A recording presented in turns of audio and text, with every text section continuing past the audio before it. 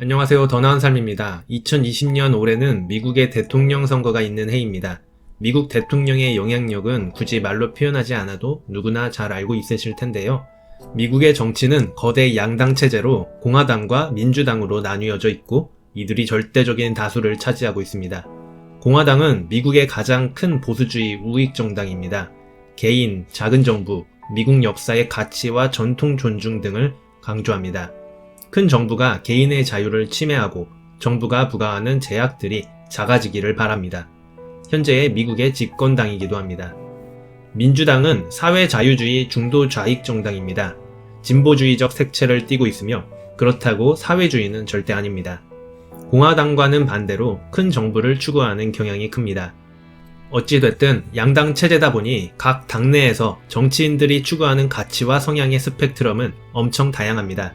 그렇다 보니 어느 당이 집권하게 되느냐도 중요하지만 그 이전에 당내의 여러 정치인들 중 누가 최종 후보자가 되는지도 매우 중요한 관전 포인트입니다. 공화당의 후보는 트럼프 대통령입니다. 관례상 현직 대통령이 속한 당은 형식적으로만 경선을 실시하고 사실상 현직 대통령을 만장일치로 추대하기 때문에 공화당의 2020년 경선도 특별한 사건 없이 도널드 트럼프가 대통령 후보에 나설 것으로 보입니다. 현재 공화당 경선에서 트럼프 대통령의 경쟁자는 빌 웰드 전 매사추세츠 주지사가 유일한데 애초에 거물급이 아니라 별 의미가 없는 수준입니다. 그렇다면 민주당은 어떨까요? 민주당은 매우 치열하게 전개되고 있습니다. 여러 후보가 등장했지만 경선의 34%가 진행되는 과정에서 조 바이든과 버니 샌더스의 양강 구도로 자리 잡히고 있습니다. 본격적인 경선 초반 무렵에는 뉴욕시장 출신의 블럼버그도 눈에 띄었습니다. 그는 보유재산 63조로 포브스 부자 순위 미국 8위에 랭크된 슈퍼리치입니다.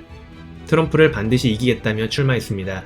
그의 선거 전략은 돈으로 이미지를 삼는 것이었습니다. 그리고 100일 동안 5억 달러, 우리나라 돈 약 6천억 원을 선거했습니다. 신뢰할 만한 대선주자 이미지를 만들고자 TV, 구글 검색, 페이스북 광고, 유튜브 등에 집중 투자했습니다. 하지만 경선 뚜껑을 열어보자 딱히 인기를 못 끌었고 최근 중도 사퇴를 선언하면서 조 바이든 후보를 밀어주겠다 합니다.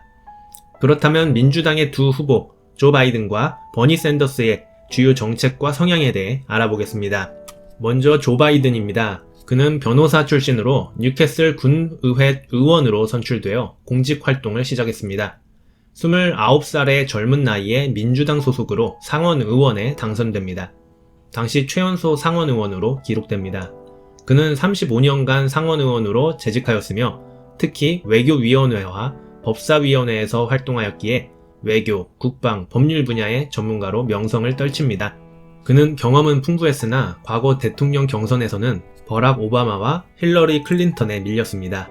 그래서 그는 일찌감치 경선을 포기했으며 오바마의 러닝메이트로 지명되어 부통령으로 활약합니다.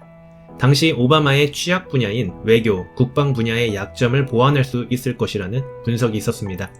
그렇게 2009년부터 2017년까지는 부통령 자리에서 국정을 운영하였고 풍부한 경험이 최고의 무기인 후보자입니다. 그는 1942년생으로 현재 78세입니다. 다음은 버니 샌더스입니다. 그는 스스로를 사회주의자라 말하며 미국 상원에서 유일한 사회주의자입니다. 그러다 보니 그는 미국의 양당 체제 어디에도 속하지 않은 채 무소속으로 오랜 기간 연방 의원을 지낸 정치인이기도 합니다.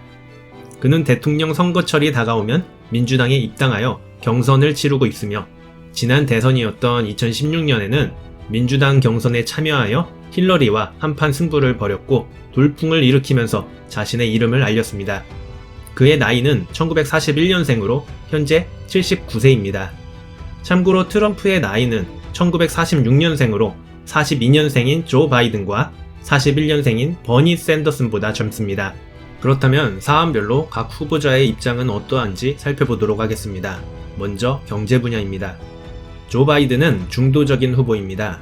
트럼프가 시행하고 있는 부자 감세 정책을 폐지하고 부자 증세 및 법인세 인상을 공약으로 내걸고 있습니다. 현재 법인세율 21%에서 28% 수준으로 올릴 계획인데 이는 트럼프의 법인세 개편 전보다는 낮은 수준입니다. 그는 그렇게 만들어진 재원으로 건강보험과 기후변화 대응에 사용하겠다는 계획입니다. 버니 샌더스는 기업 규제 강화를 강조하는 극좌파로 유명합니다. 상속세 및 부유세를 부과하고 법인세율은 기존의 35%로 회복시키려고 합니다. 또한 주식과 채권에 각각 0.5%와 0.1%의 거래세를 부과하겠다는 입장입니다. 상위 0.1% 부유층 증세를 통해 향후 10년간 4조 3,500억 달러의 세수 증가분을 확보한다는 계획입니다. 금융기업들 및 대형기업에 대한 규제를 강화하여 반독점법과 기업 분할에 찬성합니다. 그는 구글, 페이스북, 아마존 등의 기업에 대한 규제를 강화하고자 하며 일부 기업들의 시장 지배력 독점을 해소하고 IT 기업들의 분할에 찬성합니다. 한편 그는 그린 뉴딜 정책을 강력하게 지지합니다. 그린 뉴딜 정책이란 온실가스 배출량 제로, 화석 연료 사용 중단, 100% 재생에너지 충당 등을 통해 일자리를 창출하고 경제를 성장시키는 것을 목표로 하는 정책입니다. 같은 당이다 보니 추구하는 가치와 방향성은 조 바이든과 크게 차이나지 않습니다. 하지만 그 정도에 있어서 상당한 차이를 보인다고 생각하면 됩니다. 이는 시장의 반응만을 봐도 알 수 있습니다. 2020년 3월 슈퍼 화요일 중도층을 결집한 바이든이 샌더스의 승리를 거두자 뉴욕 증시는 이에 급등으로 화답하였습니다. 많은 전문가들은 샌더스가 대통령이 되면 증시 악화는 당연할 것이라 예상하고 있습니다. 다음은 무역 및 통상에 대한 방향성입니다. 조 바이든은 기본적으로 자유무역주의를 옹호합니다. 전통적으로 보호무역주의를 표방하는 민주당 내 주류 세력과 다른 견해를 갖고 있습니다. 보호무역주의로 돌아선 트럼프와는 반대라고 생각하면 됩니다. 트럼프의 미중 무역전쟁에 대해서도 반대 입장입니다.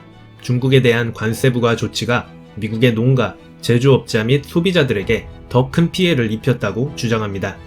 중국이 불공정한 보조금을 지급하고 미국 기업의 지식재산권을 침해하는 등 국제무역 질서를 위반하고 있다는 사실을 인정하지만 이에 대한 해결책으로 관세를 때리는 것보다는 주변국들과의 관계를 개선해 중국을 압박하겠다는 입장입니다. 이는 조 바이든의 공식적인 입장입니다.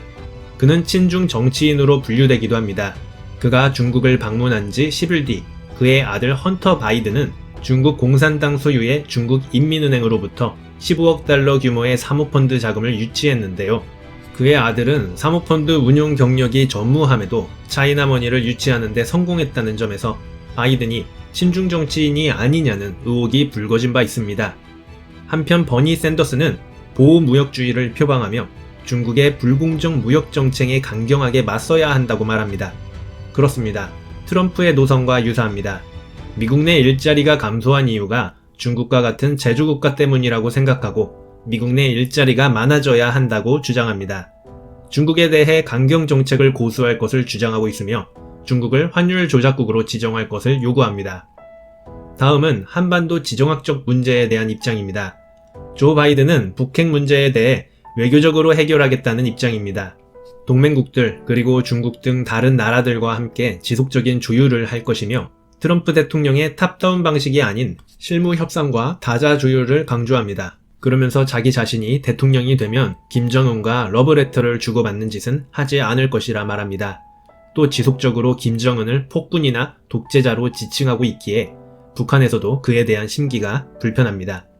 그는 미국이 독재자를 포용해서는 안 된다는 입장입니다. 버니 샌더스는 군산 복합체 기업의 이익을 위해 미국이 세계 경찰 역할을 하거나 군사적 개입주의에 나서는 것을 중단해야 한다고 말합니다. 서로를 죽이는 살상무기에 돈을 쓰는 것보다 우리의 공동의 적인 기후변화에 자원을 투입해야 한다고 강조합니다. 이에 한국, 일본, 독일 주둔 미국 역시 경제적으로는 지속 가능하지 않다고 말하지만 주한미군을 철수할 것이냐는 직접적인 질문에는 주한미군을 철수하지 않을 것이라 말하죠. 즉, 북핵 문제에 대해서도 트럼프와 노선이 크게 다르지 않습니다. 트럼프 대북 정책에 대해 흠잡을 수 없다고도 이야기할 정도입니다. 지금까지 다가오는 미국 대통령 선거에서 트럼프와 경쟁하게 될 민주당 최종 후보들에 대해 알아보았습니다. 같은 당이라 하더라도 정책이나 생각이 천지 차이라는 점을 알 수 있었습니다. 누가 최종적으로 대통령으로 되는지에 따라 우리나라의 영향도 크게 달라질 수 있으리라 생각됩니다. 그동안 샌더스가 대세를 형성할 것으로 예상했으나 중도층이 결집하면서 바이든이 약진을 이뤘으며 새로운 전개가 펼쳐지고 있습니다. 앞으로 어떤 결과가 펼쳐질지 지속적인 관심을 가져야 하겠습니다. 이상 더 나은 삶이었습니다.